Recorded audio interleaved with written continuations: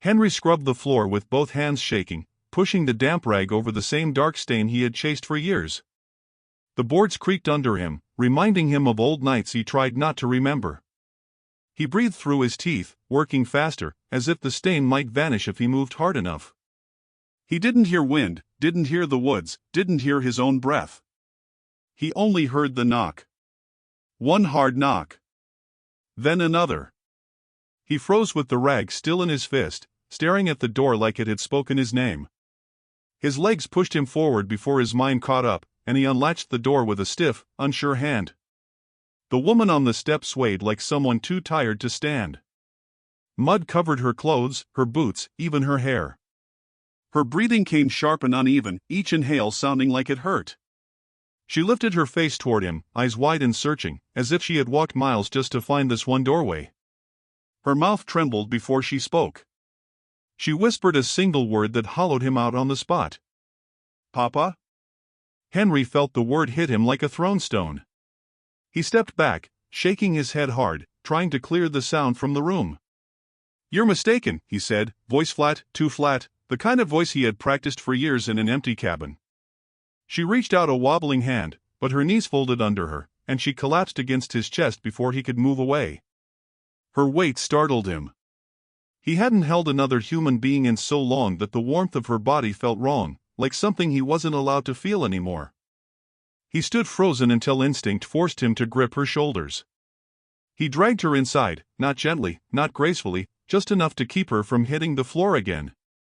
She murmured something he couldn't understand and curled slightly on the boards, clutching her stomach as if holding herself together.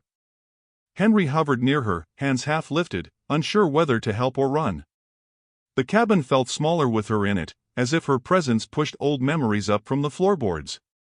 She looked at him with a mixture of fear and hope, and he hated that look. "Why'd you come here?" he asked. She shook her head, breath shaking. "Didn't know where else to go," she whispered. Henry crouched beside her, trying not to let her see the panic clawing up his throat. She watched him like she was waiting for him to decide her fate. He pulled a blanket from the chair and laid it over her, but his hands trembled the whole time. She noticed. "You afraid of me?" she asked. "Just not used to people," he said. "Why call me that name?" She swallowed hard. "Thought you were someone else." "Who?" he pressed. Her eyes drifted toward the door, then back to him. "I'll tell you when I can breathe again," she said. "Right now, just let me stay." Henry sat back against the wall, keeping a tight distance, watching her fight for steady breaths. The rag still lay on the floor beside him, and he kept glancing at it like it might explain something. She shifted and winced, pressing her palm to her belly, and he felt a sharp jolt of helplessness he didn't want. She looked weaker by the minute, and he knew she wouldn't survive a walk anywhere. He didn't want her here, didn't want anyone here, but he also couldn't throw her back into the woods. She lifted her head a little. "My name," she whispered. He leaned closer before he realized he was moving. She breathed it out, soft, fragile, a name he had buried long ago. The sound of it made his chest tighten like someone pulling a wire through him. "Lila." Henry didn't breathe after she said the name. It slid through the room like something that had been waiting years to return, and he stood there holding the edge of the table as if the wood might steady him. Lila lay curled beneath the blanket, eyes half open, watching him as though she knew exactly what she'd done to him. His jaw tightened, and he forced himself to look away, but the sound of that name wouldn't leave. It pressed against his ribs, reminding him of a life he'd sworn never to touch again. He tried to speak, but nothing came. The silence stretched long enough for her to gather her breath and lift herself slightly off the floor. She blinked hard, trying to clear her vision. "You froze up," she whispered. "Did I scare you?" Henry shook his head, too fast, too defensive, and she noticed the flinch. She pushed herself to sit, leaning against the wall because her legs shook when she tried to straighten them.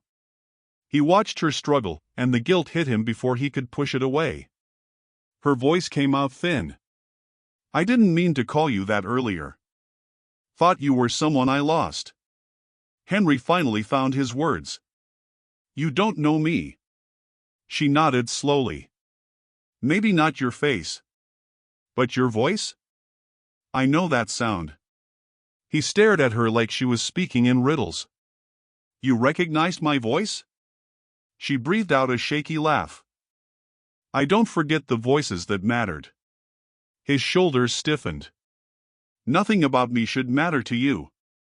She tilted her head, studying him with tired, sharp eyes. You sound like him. Henry snapped without thinking. You don't know what I sound like. Her lips pressed into a small, stubborn line. I know enough. He stepped back, distancing himself from whatever she thought she saw in him. She watched him like she was waiting for him to tell her the truth, but he didn't have any truth he was willing to give. She rubbed her stomach and winced. He pretended not to see it. You need to go, he said. I can't have anyone staying here. She tried to stand again and nearly collapsed, catching herself on the edge of the chair. I can't walk far, she whispered. Not like this. Henry swallowed a curse under his breath. There's a road 2 miles out. 2 miles, she said with tired disbelief. I'd drop before I got halfway. He paced once, twice, the floor creaking under his boots.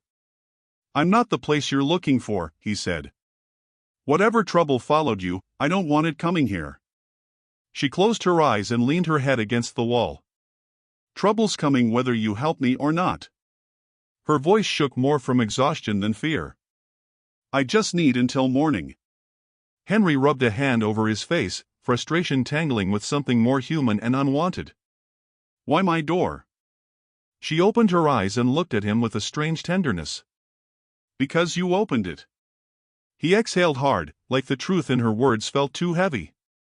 A low rumble echoed through the woods, and rain tapped against the windows. The storm rolled in fast, dark clouds swallowing the last light outside. Lila listened to the thunder like it carried a threat she recognized. Please, she whispered. Just tonight. Then I'll walk as far as I have to.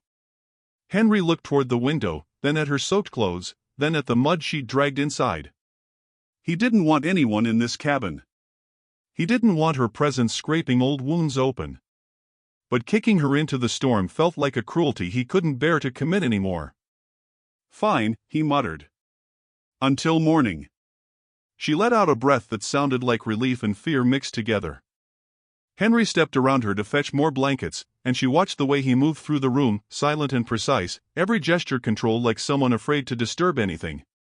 When he turned back, she noticed something she hadn't before. The cabin wasn't just tidy. It was spotless. Not a dish out of place, not a speck of dust, not a single thing left undone. Her eyes wandered across the room with a growing unease. You keep this place too clean, she murmured. Henry froze mid-step, and she felt the air shift as if she had touched a truth she wasn't supposed to see. Henry scrubbed the table in small, tight circles, each stroke sharp enough to cut through the quiet. Lila stood near the stove, watching the steady rhythm of his hand. The cloth moved over the same patch of wood again and again. The rest of the room was already spotless, but he didn't stop. His shoulders were tense, locked in place, and he didn't blink often. She had seen men work like that only when they were trying not to think. The air in the cabin felt too still, as if waiting for something to break. She shifted her weight and tried to calm her breath. Henry didn't look up. She finally said, You expecting company? His eyes flicked to her once, quick and strange. Company died a long time ago. She felt the words hit the room like a cold nail. That's supposed to be a joke? No. Silence thickened. He kept scrubbing. The cloth squeaked over the wood. You do that often? She asked. Clean the same spot until it disappears? He paused only for a second. You keep your hands busy, you keep your head quiet. That work for you? It used to. She stepped closer. You're shaking. He tightened his grip on the cloth. The floor's dirty too. It's not. I see dirt. She studied him. His jaw moved as if he were chewing down whatever memory tried to rise. His eyes were glassy, unfocused. She sensed something older than fear in him, something carved deep. You look like you're waiting for someone to walk through that door, she said. Henry didn't answer. Who was it? She pressed. He scrubbed the table again, harder this time. Doesn't matter. You sure about that? He looked at her then, and the look was enough to chill her spine. There was a flicker of something in his gaze she didn't understand, something that wasn't anger but lived close to it. Don't push, he said. She crossed her arms. You brought me here. I'm grateful. But I need to know if you're dangerous. He dropped the cloth. Dangerous to who? Me. He stared at the table. Not you. How can you be sure? You don't even know me. He swallowed. You said you were running from someone. That's enough. So you're helping me out of kindness? Out of sense. He rubbed his palm over the clean wood. People hunting other people don't stop. They keep taking until someone stops them. She frowned. That happened to you? He didn't move for a long moment. Then he said, I had a girl. The words came out stiff, as if they'd rusted inside him. She was small. Loved colors, any kind she could grab. Would paint the walls if I let her. Lila felt her breath hitch. What happened? Sheriff said it was an accident. And you didn't believe him. Henry looked at the corner of the room, as if seeing something long gone. I saw the blood. Saw the badge too. Wasn't much left after that. Lila's throat tightened. She didn't speak for a moment. I'm sorry. He shrugged, but the motion was brittle. Sorry doesn't fix anything. No. But talking might. Talking just opens doors, he said. Some should stay shut. She hesitated. Then she said, my partner died. Not clean. Not natural. Sheriff's office told me to keep quiet, then someone started following me. Someone with a different story every time. They want the child I'm carrying. That's why I'm here. Why I couldn't keep running alone. Henry blinked, slow and deliberate, as if her words slid into some hollow in him he'd been trying to ignore. You should have told me sooner, he said. You didn't exactly make conversation. He almost smiled. Fair. The cabin felt smaller now, as if their stories had closed in around them. Henry reached for the cloth again, but this time his movements were slower, less frantic. Each pass over the table looked more like a ritual than a compulsion, something meant to calm rather than erase. Lila watched him. Does it help? He didn't look up. A little. Outside, the night pressed against the windows. Then a faint glow moved through the trees, steady and pale, drifting closer. Henry stopped mid-stroke. Someone's coming. She stepped to the window. Lantern? Yeah. The light swayed like a warning. Henry stood still, cloth in hand, breath tight. The glow grew brighter. And neither of them spoke. Henry froze the moment the lantern glow hit the window, its thin beam cutting across the room like a warning line. He lifted a hand toward Lila, quiet but firm, telling her to hide. She backed into the corner by the stove, holding her breath. The storm murmured outside, and footsteps approached the porch, slow and heavy. Henry wiped his palms on his jeans and pulled the door open just enough to block the inside from sight. A deputy stood under the dripping eaves, soaked and steady. His uniform looked worn, badge dull, his polite smile practiced. He raised the lantern, letting its light search Henry's face. He asked if Henry had seen anyone pass through. Henry said no. The deputy nodded, then added they were tracking a runaway woman. His voice stayed mild, but his eyes searched like he expected trouble. Henry told him to check the road. The deputy said he already had. He let the lantern drift, its beam sliding across the porch floor. Henry stayed still. The deputy noticed the muddy footprints. He pointed and asked about them. Henry said he stepped out earlier for firewood. The deputy didn't argue, but he didn't buy it either. He asked if Henry lived alone. Henry said yes, steady enough to sound true. The deputy tried small talk about the storm and the land. Henry gave short answers. The deputy watched him, studying the tightness in his shoulders and the way he guarded the doorway. He said the runaway woman was pregnant and frightened, and her husband was worried. Henry didn't react. The deputy waited for something to show, but nothing came. Henry finally asked if there was anything else. The deputy smiled thinly and said no. He lowered the lantern but didn't step away right off. He reminded Henry the sheriff's office valued cooperation. Henry nodded without giving ground. After a pause, the deputy stepped off the porch, lantern swaying in the rain. He warned the storm would worsen and said anyone outside would be in danger. Henry closed the door before the boots reached the gate. Silence settled hard. Henry kept his hand on the door, breathing slow. The lantern on the table flickered, shadows stretching across the floor. Lila stayed hidden until he told her it was clear. She stepped out shaking and asked if the deputy believed him. Henry said maybe. She asked if he'd come back.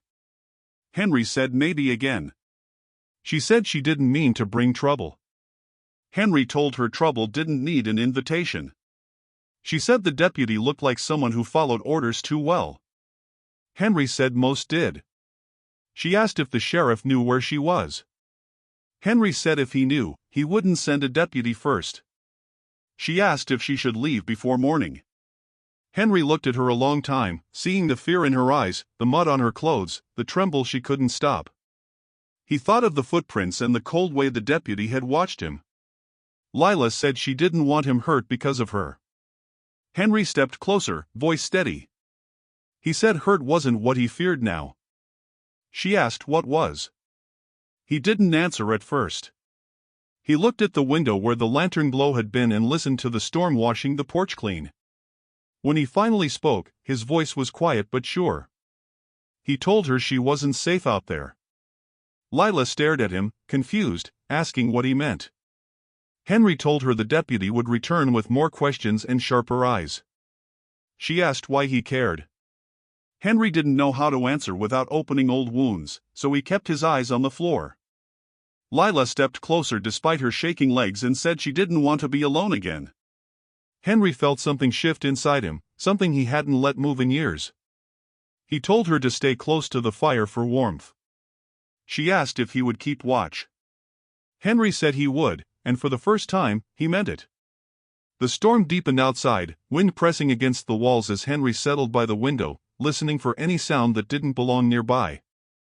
Dawn broke like a blade pressed against the horizon, thin and trembling, as if the sky itself were deciding whether to bleed. Clara stepped outside her cabin with a shawl around her shoulders, the air sharp, the quiet unnatural. Birds should have been waking by now, rustling the cottonwoods, but the silence lay heavy, so heavy it felt placed there by a human hand. She saw the footprints first. Not one set. 3. Fresh. Heavy. Coming straight toward her porch, stopping just shy of the steps, circling back the way they came. Whoever made them had stood there long enough for the snow to melt beneath their boots. Clara swallowed. Not again, she whispered, the memory of last night's standoff still sour in her chest.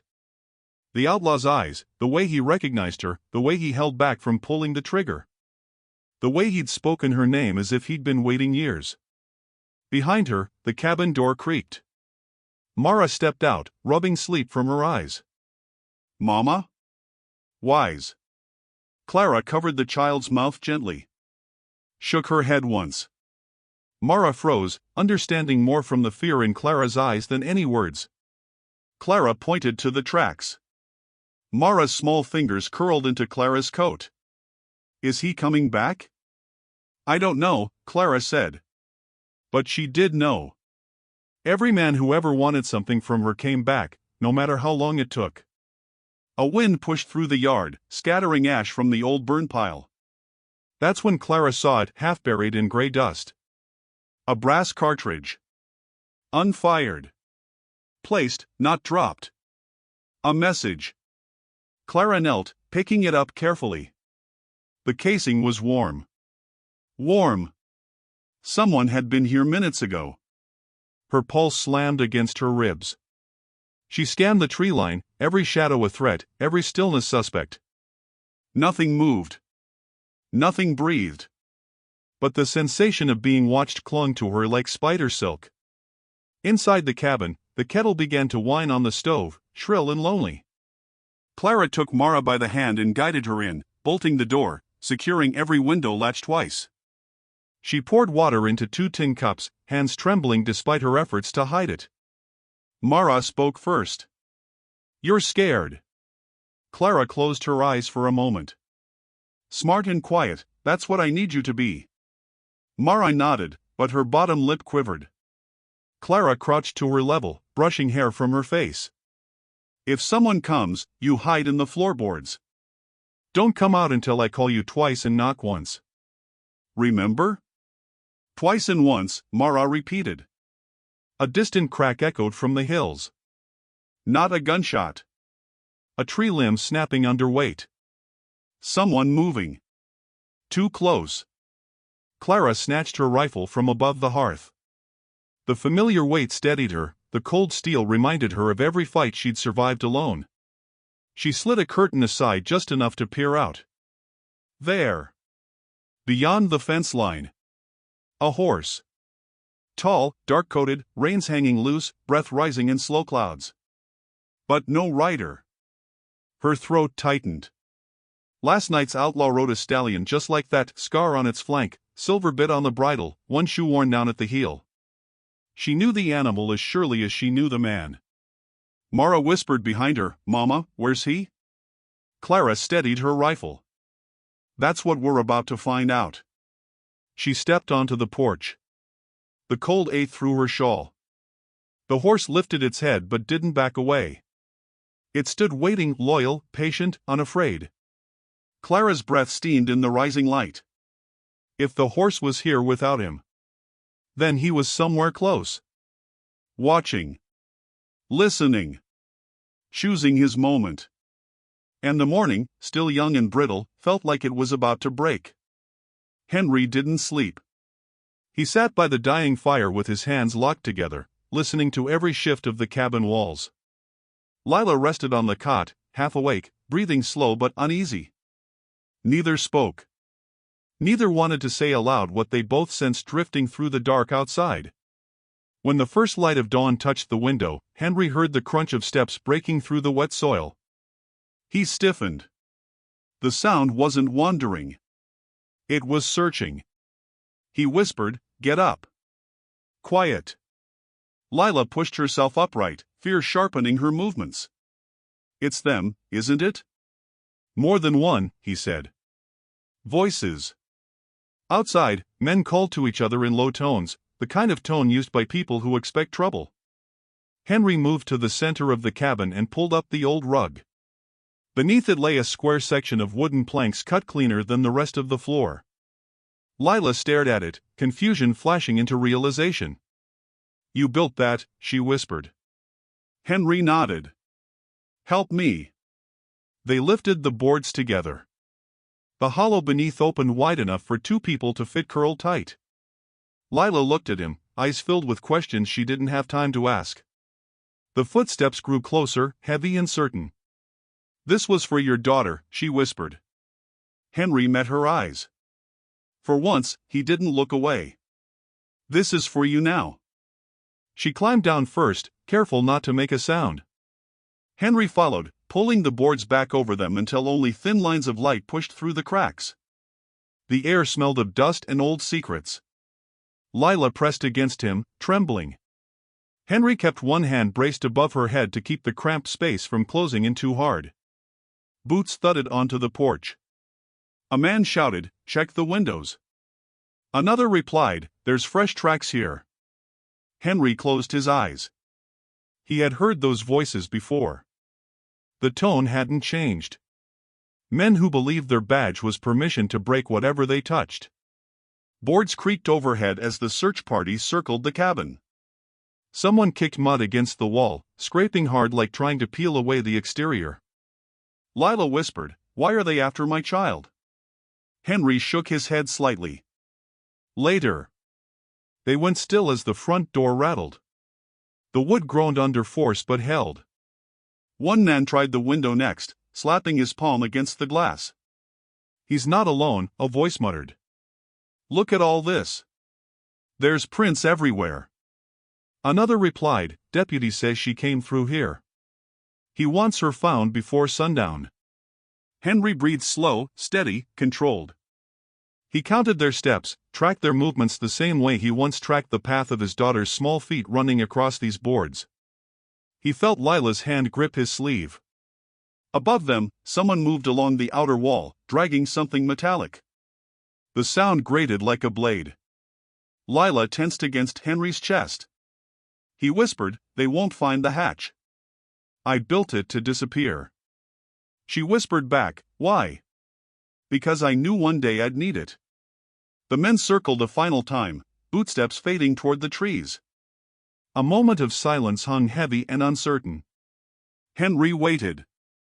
He had learned the hard way that men like that enjoy doubling back. When no footsteps returned, he pushed gently on the boards. They lifted just enough to see the cabin empty again. He helped Lila climb out. She stood shaking, bracing herself on the table. "They'll come back," she said. "Yeah," Henry answered. "With more." She looked at him, expecting another lie, another denial. Instead, Henry began gathering supplies with steady hands. His movements were quiet but resolved. "We leave at nightfall," he said. Lila swallowed. "Where?" "Away from here," he answered. "For now, that's enough." Henry stepped into the night first, checking the tree line before letting Lila move. The forest looked washed in cold light, shadows stretching long between the pines. He carried only a small pack, nothing more than what he could grab in the rush to leave before the search party circled back. Lila followed close, one hand on her belly, her breathing uneven as they left the cabin behind. The sounds of insects rose around them, but Henry listened for anything human, anything wrong. He kept his voice low as they walked. "Stay close. Don't talk unless you need to." Lila nodded, but after a few steps she whispered anyway. "I need to." He almost smiled despite himself. They moved deeper into the woods, the path narrow and old, barely a trail at all. Lila stumbled once and he caught her arm. She winced and pressed a hand to her side. "It's starting again." He stiffened. "Contractions?" "Not strong. Just early. Don't panic." "I'm not," he said, but he was. She watched his face. "You look like you are." "We're not stopping." "Wasn't asking to stop," she murmured. "Just telling you what's happening inside me." He didn't answer. He didn't know how. They walked in silence until she broke it again. "Where are we really going?" "Old homestead," he said. "My family's place." "Still standing?" "Barely." "Then why there?" He hesitated. "It's hidden. Nobody goes near it." "So it's safe?" "Safe enough." She breathed slowly, trying to keep her steps steady. "Your family still around?" No, she looked at him again, trying to read him in the dim light. "You talk like someone who had a big one." "I did." "What happened to them?" He didn't answer. She waited. "Henry," she pressed. "You can't keep everything inside. Not out here." He sighed and kept walking. "I used to work for the sheriff's family." She stopped a step behind him. "Why would you ever do that?" "Didn't know what they really were back then." "What were they?" He turned, his voice low. "The kind of people who make sure nobody ever finds the truth." She stared at him, understanding something heavy but unnamed. "So they hurt you." "They hurt my family." "Your daughter," she whispered. "And someone else." He didn't look at her when he answered. "My girl was small. I worked nights. Thought I was doing good. Thought I was building something." His voice tightened. "Then one night I came home and everything was wrong." She waited, but he didn't continue. He walked on instead, faster, like the memories pushed him forward. Lila struggled to keep up but refused to fall behind. A twig snapped somewhere behind them. Henry stopped so sharply she bumped into him. They both turned. In the darkness, just between the nearest trunks, a figure shifted and stilled.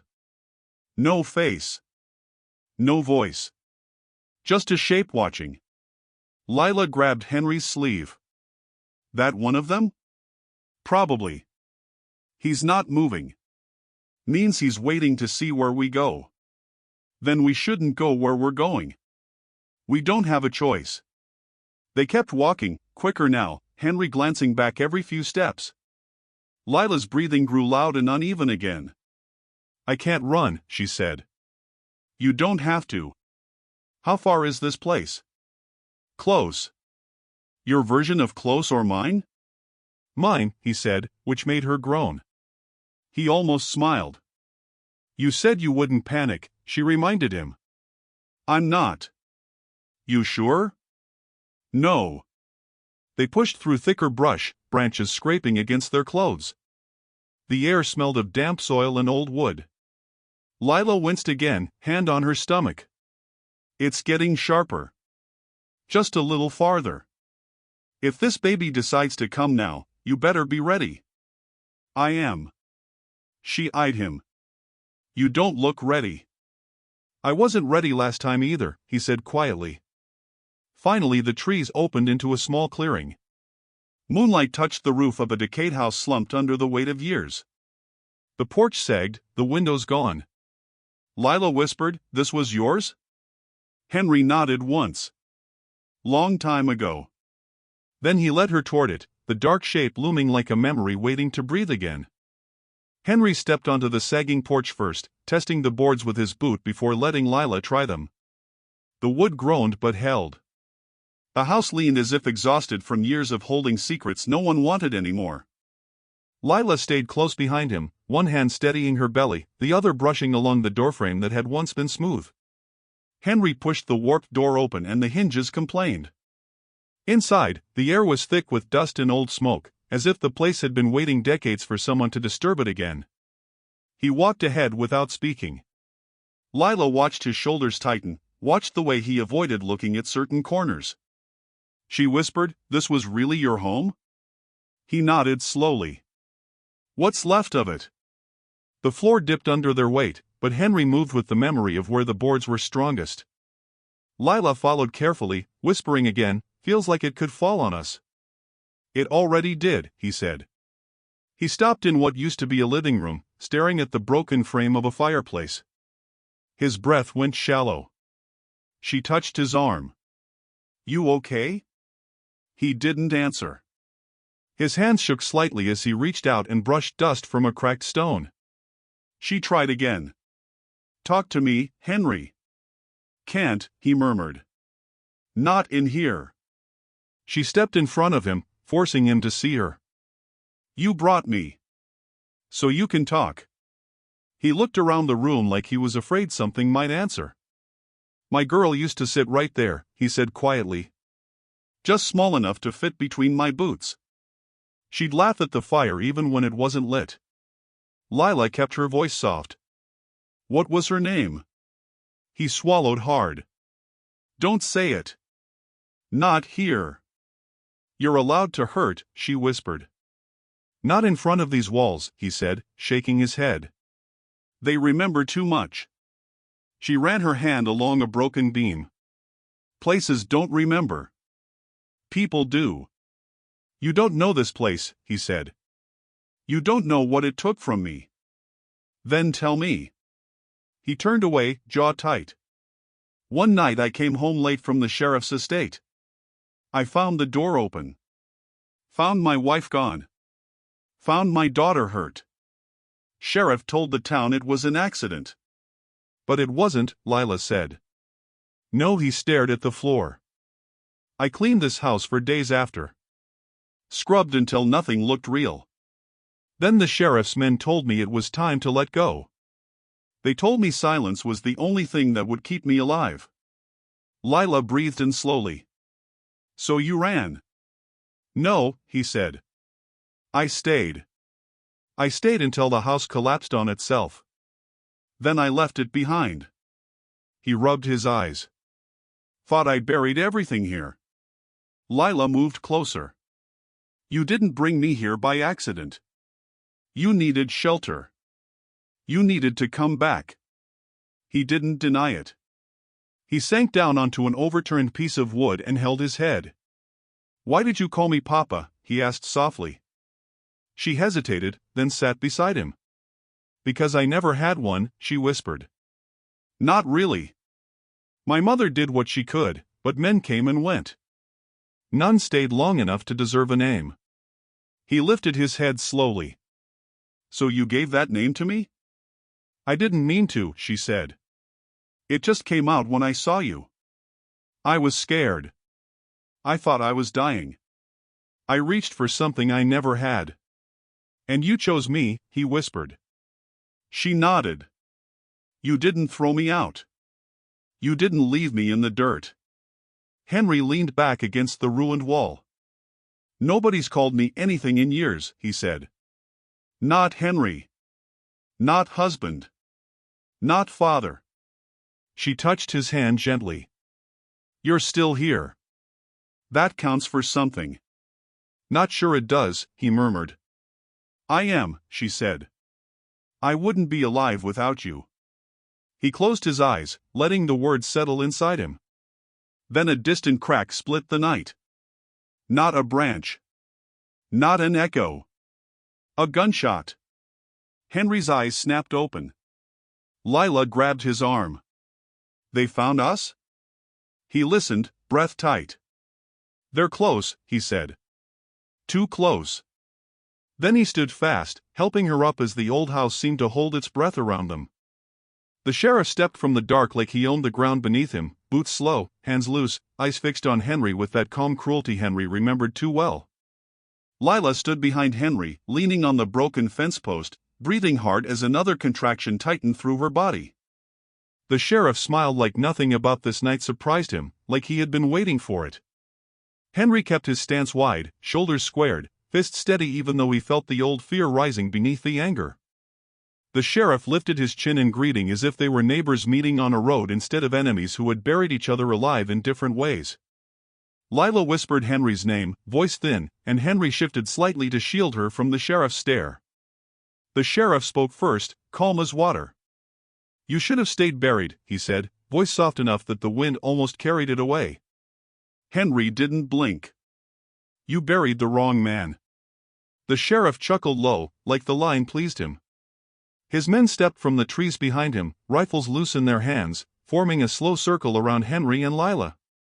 Lila clutched her stomach again, her breath breaking as another wave hit. Henry heard it, felt it, and the sheriff saw his attention shift. The sheriff's grin widened.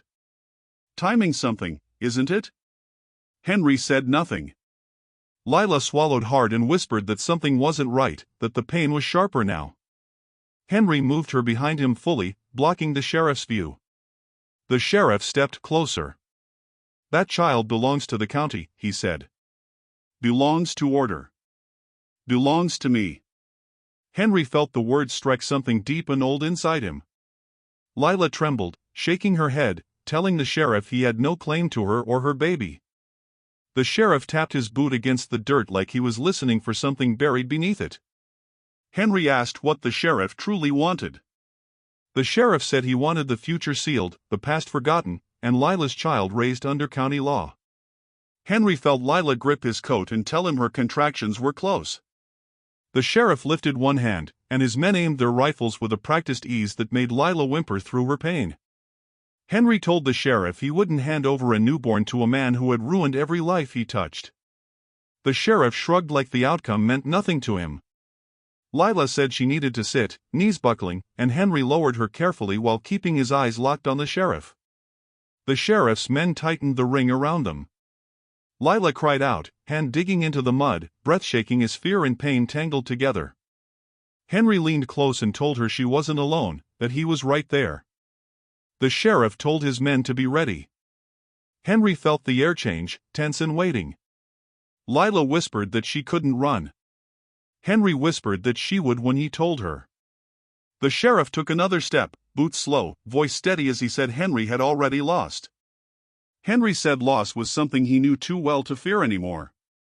Lila begged them to stop. The sheriff ignored her and said the county needed the child as a symbol. Henry spat back that the county needed truth before symbols. Wind pushed through the trees with a low moan that made the night feel tighter around them, and the sheriff tilted his head like he was listening to the land choosing sides. Henry steadied his feet in the mud, knowing every second mattered now. Lila clung to his sleeve, whispering that she could feel the baby dropping lower, that it hurt in a way she couldn't hold back much longer. The sheriff's men shifted restlessly, glancing between her and Henry as if waiting for permission to strike, their breaths clouding faintly in the cooling air around them now.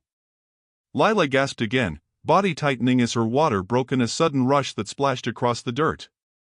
The sheriff paused, studying the ground like the moment pleased him. Henry stepped closer to Lila, shielding her fully. The sheriff raised his hand to signal his men. Henry leaned to Lila's ear, voice low and steady, and whispered, "Run on my signal." The night split open the moment Henry moved, breaking the sheriff's circle with sudden purpose. He shouted for Lila to stay low, and his voice snapped the gunman into motion. The sheriff cursed and reached for his rifle, but Henry was already backing toward the ruins. Lila crawled behind the broken doorway, clutching her stomach as another contraction tore through her. Henry yelled that she had to keep breathing, but she could barely answer through the pain. The sheriff shouted for his men to fan out, claiming Henry was finished and had nowhere to run. Henry stepped into the ruined house, letting the shadows swallow him as he planned his move. He whispered to Lila that she must trust him, and she whispered back that she would try. A gunman stepped inside, muttering that the place smelled like ghosts, and Henry used the moment. He grabbed a loose beam and slammed it across the man's back, knocking him to the dirt floor. Two more rushed in and Henry vanished deeper into the dark, forcing them to stumble after him.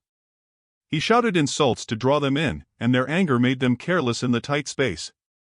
Lila tried to breathe through another contraction, whispering Henry's name as fear closed around her. Henry smashed a window with his boot, sending shards flying and drawing the gunman toward the noise. He slipped behind them and struck hard, knocking one man into the broken stairs and disarming the other. The sheriff shouted Henry's name like a curse, swearing he would drag him out by his throat. Henry stepped from the shadows and told him to come closer if he wanted to finish what he started. The sheriff raised his rifle, but Henry threw a chunk of timber, striking the sheriff's shoulder hard. The shot went wild and the sheriff stumbled, shouting at his men to regroup and finish Henry. Henry ran to Lila and told her they had seconds, and she told him the baby was coming now.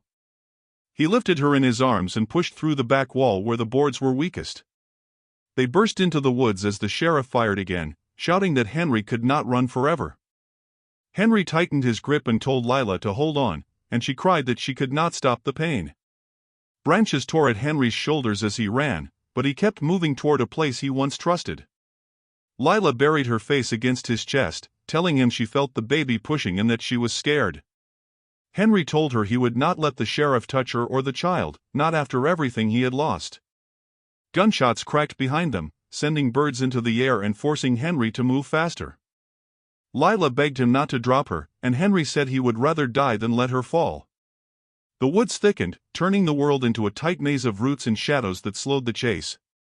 Henry felt the ground rise beneath him and knew the old wellhouse was close, hidden beyond the ridge. He told Lila they were almost there, and she nodded weakly, whispering that she trusted him completely.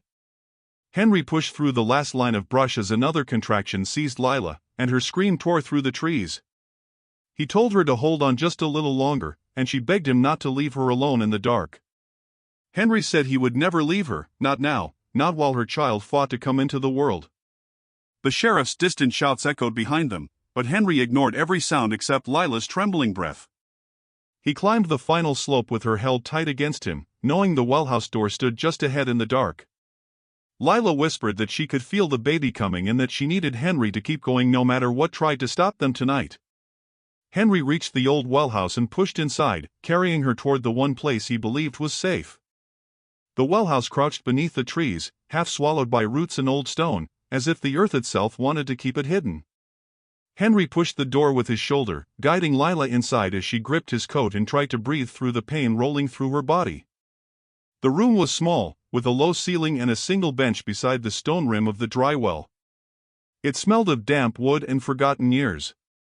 Henry set her down and checked the door again, sliding a rusted bar across it. Outside, the wind moved through the branches like distant footsteps. Lila squeezed her eyes shut. "It's starting." "I know," Henry said. "Don't leave me." "I won't." Another contraction folded her forward. She let out a hoarse sound, part fear and part frustration. Henry knelt beside her, wiping her forehead with his sleeve. His hands shook, but his voice stayed calm. He told her to breathe, told her to hold on, told her she could do this. Every few seconds he glanced at the door, listening for movement. A gunshot cracked through the woods. Lila gasped. "They're close. They won't get in here." Henry stood and tightened the barricade. "Just focus on the baby." "Easy for you to say." He almost smiled. "You're doing fine." Another shot echoed, this one closer. Then a man yelled, telling someone else to circle around. Henry's pulse hammered in his ears. He grabbed the old rifle from the corner where he had left it years ago. It still smelled faintly of oil and dust. He checked the chamber, positioned himself near the narrow window slit, and waited. Lila grunted through another wave of pain. "Henry. I'm here. Talk to me. What do you want me to say?" "Anything," she said, breath trembling. "Just don't let me feel alone." "You're not." He paused, eyes locked on the slit. "This place kept my family safe once. It'll keep you safe now." A shadow moved outside. A man stepped into view, gun raised. Henry fired once, the shot deafening in the small space. The man dropped. Another voice shouted, followed by hurried footsteps. Henry reloaded without thinking. His hands knew the rhythm even if his mind fought the memories tied to it. Lila cried out. "It's getting worse." Henry knelt beside her again. "You're close." "You don't know that." "I do. I've seen it." She grabbed his wrist. "Don't leave me." "I won't," he said again, and meant it with something deeper than promise. The door rattled as someone rammed it from outside. Henry stood and shoved his weight against it. The wood groaned. He fired through the gap. A shout answered, followed by silence. Lila curled forward with a low moan that rose into something sharp. "Henry. I'm here." He slid back to her, setting the rifle beside the bench. "Listen to me. Just breathe. You're almost there." Her fingers dug into his shoulder. Sweat ran down her temple. "It hurts." "I know." She shook her head. "No. It feels wrong."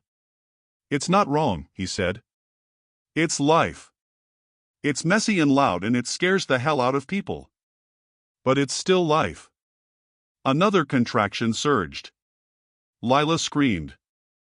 Henry braced her, whispering steady words, trying to drown out the pounding on the door. The wood splintered again, but the bar held. Then the room shifted. A single sound cut through everything thin, bright, and new. A baby's cry. Lila sagged back, trembling, tears mixing with dirt on her cheeks. Henry lifted the small, slick, squirming child into his hands. For a long moment he could only stare, watched in disbelief and something like awe. Outside, the footsteps faltered. Then retreated.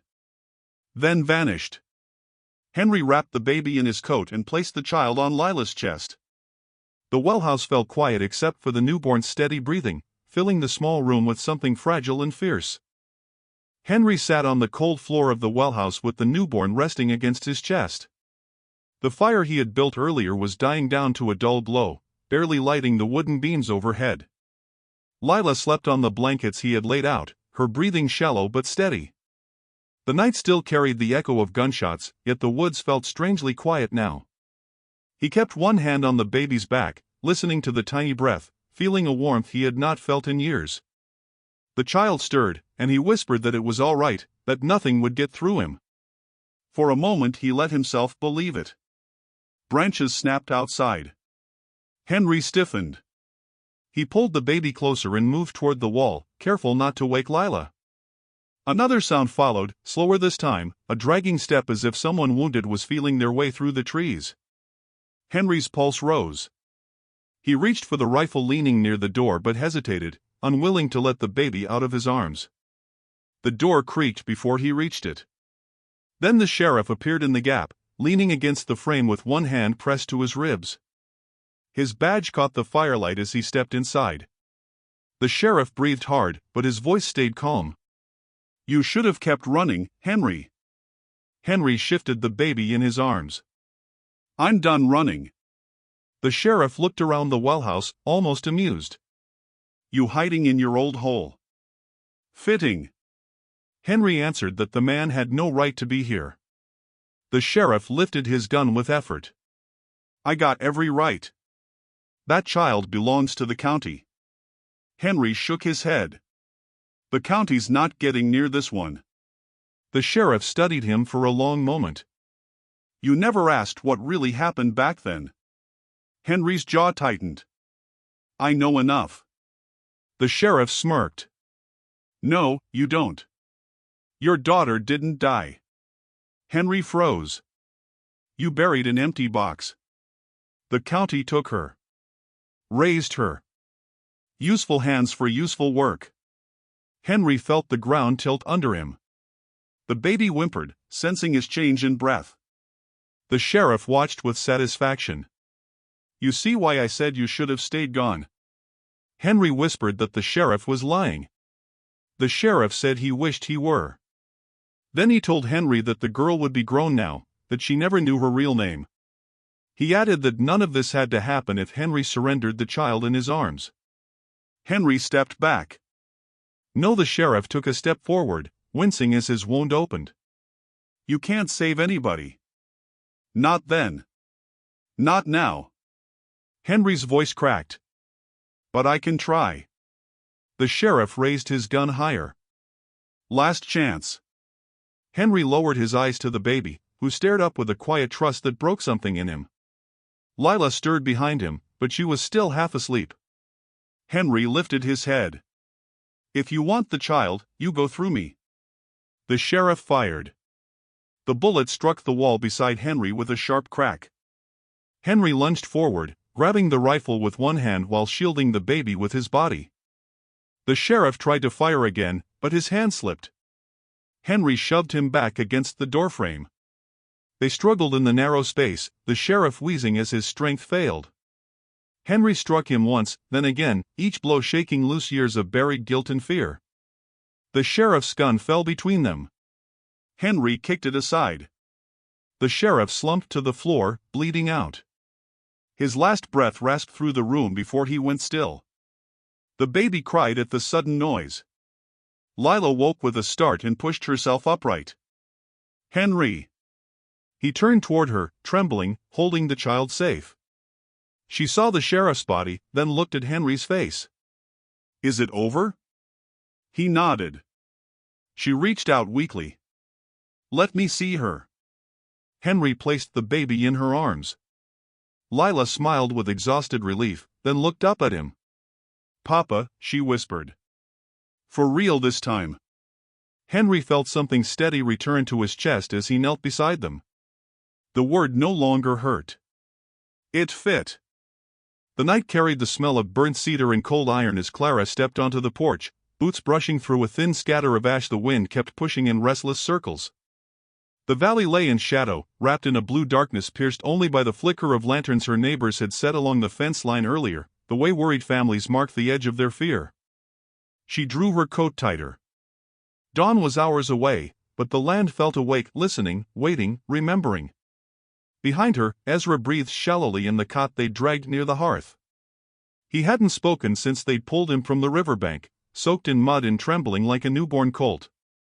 His mind had retreated behind a wall she could almost see in his eyes, a silent place that swallowed his voice. The doctor said he'd talk when he was ready. Clara wasn't sure he'd ever feel safe enough to be ready. A board creaked. Sheriff Hale stepped through the doorway without knocking, hat in his hands, dust clinging to his coat as if the road refused to let go of him. His face looked carved from the same stone as the cliffs beyond town.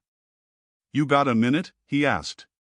Clara nodded and followed him outside, where the night wind pressed at their clothes and stirred embers from the dying fire in the yard. They drifted like small ghosts. Hale cleared his throat. "We found tracks." Her breath hitched. "Human or horse?" "Both." He turned his hat in slow circles, choosing the words with care. 3 horses. Heavy riders. Moving fast. Headed south toward the canyons. "And the prints?" she asked. "Boots, all different sizes. But one set," he paused. "One set was small. Too small to be a grown man." "Ezra." Clara's pulse stumbled. The boy had been missing only an hour before they found him, half-drowned, alone. Whoever took him had brought him back. Or abandoned him. Or traded him like something disposable. None of the options soothed her. She stared across the valley. "They wanted something. From me. From him." Hale didn't deny it. "The men you killed last month had friends. Powerful ones. And powerful men don't forgive." Clara felt a wave of old fire rise through her ribs, the same heat she'd felt the night she'd stood over her husband's killers with a shotgun trembling in her hands. She'd expected revenge to die after that.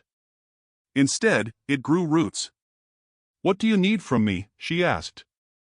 "Answers," Hale said. "And truth. Because whoever's stirring this trouble, they're not done." Clara stepped off the porch. The mud clutched at her boots, slick and cold, like the land itself wanted to pull her down and whisper things it had buried. She approached the fence, the lanterns humming with trapped moths. In the wavering light, she saw them, deep impressions in the mud, filled with thin water. Tracks. 3 sets of horseshoes. Boot prints scattered in chaotic loops. The wind had tried to erase them, but the earth remembered. She crouched, gloved fingers brushing the edge of a print. "This one's fresh. Made just after the rain," Hale confirmed. "Probably while you were still searching the river." Clara stood slowly. "So they were watching us." Hale nodded once. "They wanted to see how you'd react." The thought made her stomach tighten. Being hunted was one thing. Being studied was another. Behind them, Ezra whimpered in his sleep, a soft sound that sliced the silence open. Clara turned toward the house, protective instinct surging through her like a blade of heat. She couldn't let fear settle in him the way it had in her long ago. "They took him," she murmured. "Dragged him God knows where. And then they brought him back like a message." "Why?" Hale set his jaw. "Maybe they want you off the council vote. Maybe they want land. Maybe they want chaos. But one thing's sure, this isn't over." Clara faced the valley again. Lantern light flickered against her eyes, making them glow with a fury she no longer tried to hide. "Then neither am I." The wind rose, catching the ash from the yard fire and carrying it into the darkness, scattering it over the tracks like a blessing or a warning. Clara didn't know which. But she knew one thing. The men who had taken her boy, however briefly, had made a mistake. They had let her scent their trail. And she would follow it into hell if she had to.